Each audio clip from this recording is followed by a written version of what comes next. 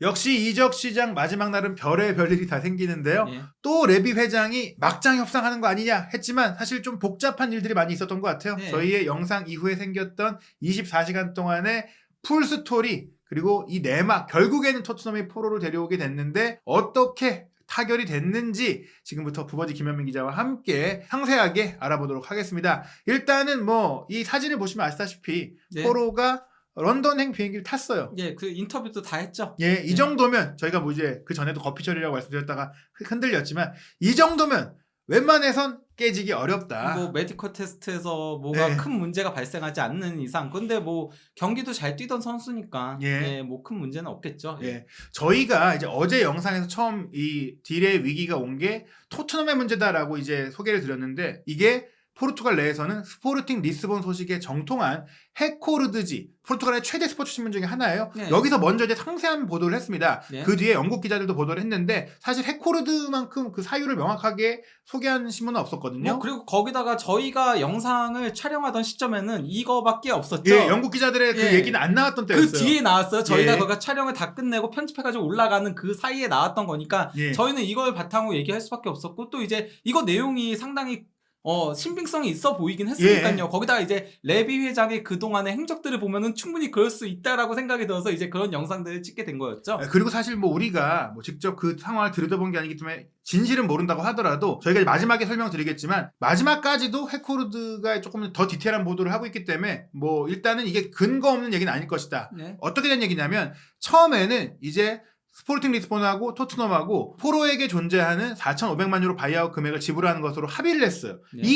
이 금액은 합의를 했는데 여기서 발생하는 부분이 바로 은행 이자입니다. 네. 통상적으로 그냥 토트넘이 이 돈을 그냥 본인의 통장에서 주면 문제가 없는데 이거를 이제 일시불로 주는 게 부담스러우니까 그렇죠. 은행에 빌려서 은행한테 스포르팅은 일시불로 받고 토트넘은 은행에다가 할부를 낸다, 분할한다라는 조건으로 진행을 네. 했는데 그 과정에 토트넘이 은행에다가 300만 유로 이자를 내야 되니까 그러면 이 이자는 우리가 못 내겠다. 일시불을 원하는 너희가 내라. 이제 막판에 그렇게 했다는 거예요. 조금 이제 토트넘 입장에서는 손실액, 지출액을 좀 낮추려고 했던 것인데 이게 팩토링이라고 하거든요. 네. 그것에 대해서 스포르팅은 안 된다. 네. 니네가 내야지. 토트넘도 우리도 이것까지 못 내겠다. 네. 그러다가 이제 저희가 이 소식을 전한 이후에 네. 또 토트넘 쪽에서 취재하는 기자들, 즉 영국의 디 애슬레틱의 데이비드 온스테인 그리고 파비오 파라티치 토트넘 디렉터와 굉장히 네. 친분이 있는 그렇죠. 파브리치오 로마노는 예. 아니다. 레비 회장이 이게 깬 게 아니라 스포르팅 회장이 오히려 막판에 마음을 바꿨다. 이렇게 좀 보도를 했습니다. 원래 그 로마노 같은 경우는 첼시 쪽의 소스가 상당히 강했던 사람이었죠. 예.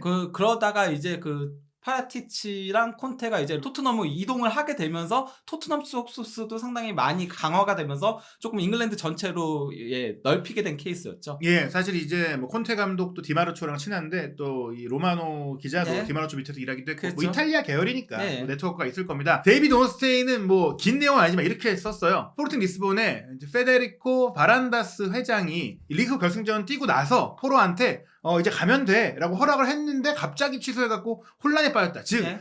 스포르팅 회장의 변심이 있었다라는 것이고 로마노는 지불 방식에 대한 이견이 네. 있었다. 그 지불 방식을 스포르팅 측에서 변경하고 싶어 했다. 네, 그러니까 좀 온스테인 같은 경우는 그가 약간 좀 얼버무렸죠. 예. 내용들 그가 확실한 이유는 얘기하지 않았고 자기도 잘 모르겠는데 일단 스포팅 쪽에서 변심해가지고 이거를 완전히 없었던 일로 하자라고 얘기했다라고 한 거고요. 예. 예, 이제 로마노 같은 경우는 지급 방식을 조금 바꾸자라고 얘기했다. 그러면서 네. 또 왜 이게 이런 일들이 발생했는지에 대한 얘기는 없었는데 약간 좀 이런 식으로 얘기들이 나오니까 이거 그러면은 레비 회장이 잘못한 게 아니고 스포팅 쪽에서 마음대로 약속을 변경한 건가 이런 얘기들이 나오긴 했었는데 네. 여기에 이제 불을 지핀 게 바로 이제 폴 오키프의 SNS 글이었던 거였죠. 그러니까 이 사람이 FA에 등록된 에이전트인 건데요. 그리고 이 사람이 이제 축구 관련된 이적 관련된 얘기들 상당히 많이 전하는 사람이거든요. 예, 또 토트넘 소식을 유독 또 많이 전하는 토트넘 ITK로 알려져 있어요. 네, 근데 뭐 이 사람이 뭐라고 얘기했냐면요. 포로의 바이아웃 조항은 여름과 예. 그리고 겨울에는 1일부터 12일까지만 발동을 한다. 예.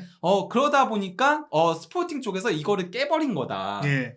그러니까 바이아웃 조항이 있어서 사실은 그 금액에 맞춰서 협상을 했던 건 맞지만 실제 발동이 되는 상황이라면 사실 토트넘이 그 금액만 넣으면 사실 스포팅이 거부권을 행사할 수가 없는데 지금 시점은 일자가 지났기 때문에 거부권도 행사할 수 있다. 그냥 도의상 또 포로를 생각해서 협상에 임했을 뿐이고 바이아웃 금액만 받아내려는 정도였다. 네, 다만 근데 이 얘기는 이 사람이 어쨌건 간에 뭐 언론 쪽에서 일하는 것도 아니고 에이전트고 그러면 에이전트 쪽에서 소스를 받은 걸 거고 좀 여러모로 공신력은 떨어진다라고 얘기할 수 있는 거죠. 왜냐면 예. 에이전트들이 하는 얘기들은 그대로 믿을 수는 없긴 하거든요. 예, 의도가 있거나 좀 거짓말을 하거나 물론 그중에 예. 진실도 있지만 그렇죠. 예. 이게 정확한지 만약 이게 맞다면 기사도 더 많이 나왔어야 되는데 그리고 이게 사실이면은 이거는 그러면은 예를 들어가지고 포로의 그 에이전시인 CAA도 문제가 굉장히 있는 거고요. 왜냐면 예. CAA는 굉장히 거대 에이전시거든요. 예. 예, 특히 토트넘이 가장 많이 일을 하는 에이전시예요. 근데 여기가 이걸 몰랐다? 이걸 얘기 안 했다? 토트넘 쪽에? 토트넘 쪽에 얘기해야 되는 거잖아요. 몰랐다는 건 말이 안 되는 게 에이전시 때문에 그 계약서를 자기들이 했기 때문에 알 수밖에 없어요. 네, 그러니까요. 예. 그러면은 그것도 문제인 거고 그리고 이제 토트넘도 문제인 거거든요. 그러면 12일까지 만약에 그 에이전시에서 전달을 해줬으면은 알고 있으니까 그러면 12일 이전에 끝냈어야 되는데 모든 작업들을 안 끝낸 예. 거니까 예, 이거는 저는 솔직히 말하면 거기 공신력은 높진 않다라고 예. 생각을 해요. 그러면서 이미 바이아웃 조항의 발동 기간이 끝났으니 뭐 지금 폴 오키프는 좀 더 이적료를 내라 뭐 이런 식으로 했다. 결국엔 근데 이 문제는 총체적으로 봤을 때는 아마 그 300만 유로에 달하는 이자 문제가 아니었을까. 네, 그게 그걸 가장 이제 커 보이긴 하죠. 그걸 넣어야 되는 부분이 결국에는 쟁점이었던 것 같아요. 왜냐하면 영국의 정론지인 타임즈의 게리 제이콥 기자도 사실 이제 해코르드지와 비슷한 얘기를 했어요. 뭐 같은 얘기죠. 네. 뭐 파운드로 쳤을 때 260만 파운드인 은행 이자를 부담하는 문제 때문에 토트넘이 네. 그건 부담할 수 없다. 스포르팅은 그걸 부담하길 바랬다. 예, 그러니까 이게 양측이 이 돈을 누가 내야 되는지에 대한 그 이견이 있었던 것 같아요. 260만 파운드가 이제 유로 300만 유로니까요. 예. 예. 어떻게 본다면 이제 이 부분은 조금 사실에 근거한 것 같다. 그리고 이제 포르투갈에서도 공신력이 높은 매체죠. 마이스 푸트볼 여기에서도 특히 이제 세르지우 페레이라 기자가 좀 공신력이 높다라고 알려져 있는데 여기서는 또 영국 기자들과 비슷한 얘기를 해요. 4,600만 유로의 지불 방식을 스포팅이 새롭게 요구하면서 교착 상태에 빠졌다. 근데 뭐 그러니까 이거는 그런 거죠. 뭐 결국은 그러면은 은행 쪽에다가 돈을 지불하는 게 아니고 어제 제가 예. 그러니까 뭐 이런 방식도 있다라고 얘기를 했었잖아요. 그렇죠. 그러니까 그 3분할을 스포팅 쪽에다가 주는 방식도 있다라고 얘기를 했죠. 그러면은 이 은행을 안 거치면 이자를 내지 않아도 되는 거니까요. 결국에 결론적으로 정리해보면 이럴 수도 있을 것 같아요. 처음에 이제 토트넘이 은행에다가 해서 주는데 이자 300만 유로 나오니까 그건 너희들이 부담을 해라. 그랬더니 스포르팅이 그거 우리 못하지. 그럼 토트넘에서도 그거 못해. 그러면 은행 안 거치고 우리가 나눠서 너네한테 바로 줄게. 그럼 네. 너네 이자 안 내도 되잖아.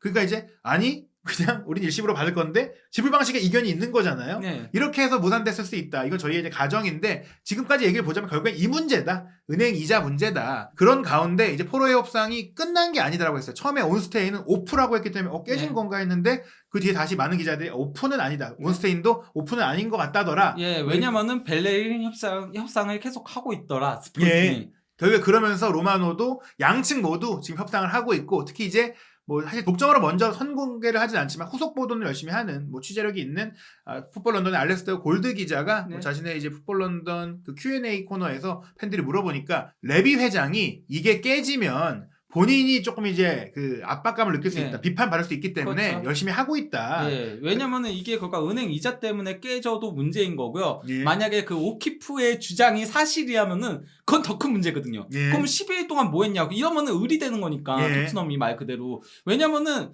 그러니까 오키프의 주장이 사실이라면 전 근데 그게 사실이 아닐 거라고 생각하는 게 스포팅이 더 강짜를 부려도 돼요. 예. 완전히 이적료를 그냥 5천만 유로, 6천만 유로 이렇게 불러도 왜냐면은 바이아웃 조항이 사라지는 순간에는 스포팅 마음인 거거든요. 그렇죠. 예. 결국엔 이제 저희가 어제 이제 드린 영상에서 조금 그렇다면 좀 잘못된 부분이 있다면 레비가 300만 유로를 안 내기 위해서 그 강짜를 부렸다. 이런 정도는 아니고 그냥 본인들도 좀 이제 그 손해를 감수하고자 던져봤는데 스포르팅에서도 굉장히 강경했다. 네. 그래서 이해관계가 충돌했다. 네. 스포팅이 이렇게 강경하게 나올 줄 몰랐다가 되는 거죠. 말 그대로. 그렇죠. 그래서 본인도 이제 그 막장 카드를 꺼낸 것까지는 아니고 의도적인 건 아니고 네. 그냥 한번 나는 이거 못 내겠는데 협상을 한 거였었던 네. 거예요. 그런 가운데 이제 새로운 뉴스가 나왔습니다. 바로 페드로 포로가 스포르팅 리스본의 훈련에 불참을 했다. 훈련을 거부했다. 이런 얘기들이 나왔어요. 일단 훈련을 안 한 건 맞는 것 같아요. 그러니까 여기저기서 얘기가 새어 나왔겠죠. 다만 근데 예. 그게 이미 구단하고 얘기가 된 상황으로 한 거죠. 그러니까 예. 저희가 그동안 최근에 그런 그렇죠. 사례가 너무 많았잖아요. 예, 태업하고 예. 뭐 불만표하고. 근데 예. 포로 같은 경우는 그건 아니었다. 예, 역시 포르투갈 소식에 정통한 브루노 안드라데 기자가 내가 직접 소스한테 들었어.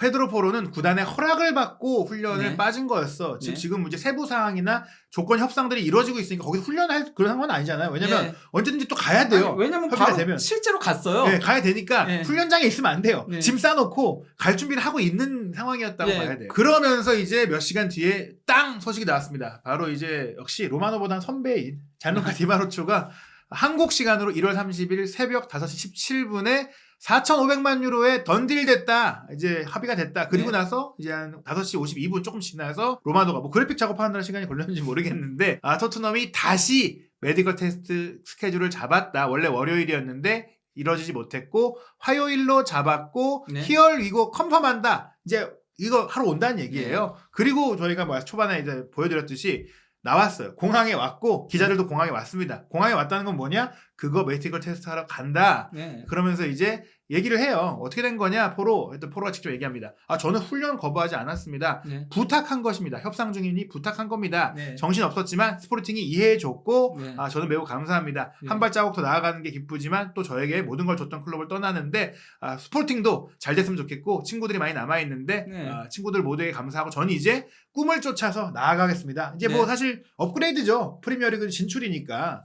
뭐 그런 것들을 좀 보여주면서 또 로마노도 추가적인 익스클루시브 스토리라고 하면서 아주 긴 협상 끝에 결국에는 완전한 합의에 이르렀고 네. 이제 날라온다. 이제 그는 오직 토트넘으로 가기만 원했다. 네. 뭐 이렇게 얘기하면서 토트넘 팬들이 좀 좋아할 만 얘기하면서 여전히 4,500만 유로라고 보도를 했는데 역시나 그 이적 사가에서 가장 큰 불똥을 던졌던 해코르드지가 조금 이제 더 디테일한 내용을 소개합니다. 예, 뭐 그러니까 해코르드의 보도에 따르면 토트넘의 지불 이적료가 총 이제 4,750만 유로라고 얘기했고요. 예. 그러니까 250만 유로가 더 추가가 된 거죠. 그러니까 은행 이자보다는 50만 유로가 더 싼 금액이긴 하니까 조금 깎아주는 대신에 예. 그 조건부로 이제 마커스 에드워즈가 현재 그 스포팅에서 뛰고 있잖아요. 근데 이 선수가 그 토트넘 유스 출신이고, 근데 그 마커스 에드워즈 영입 당시에 5대5로 그 소유권을 가지고 있었다라고 해요. 사실상. 그래서 이제 물론 스포팅 소속이긴 하지만은 판매 시에 예. 그러면은 이제